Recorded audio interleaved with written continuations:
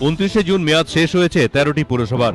এই পুরসভাগুলিতে জুন মাসের মধ্যে নির্বাচন করাতে চেয়েছিল রাজ্য নির্বাচন কমিশন। গত এক বছর ধরে দফায় দফায় এই মর্মে চিঠি দিয়েও কোনো উত্তর না পেয়ে পুরসচিবকে আলোচনায় ডেকেছিল তারা।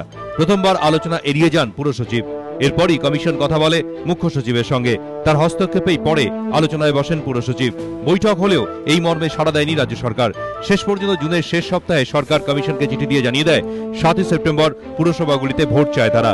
যে পুরসভাগুলিতে সেপ্টেম্বরে ভোট হওয়ার কথা সেগুলি হলো মেদিনীপুর, বর্ধমান, গুসকরা, চাকদা, ডায়মন্ড হারবার, পানিহাটি, হাবড়া, দুবরাজপুর, বালুরঘাট, ডালখোলা, আলিপুরদুয়ার, মেখলিগঞ্জ এবং হলদিবাড়ি। সেপ্টেম্বর মাসে ভোটের পর গঠিত হবে নতুন পুর বোর্ড।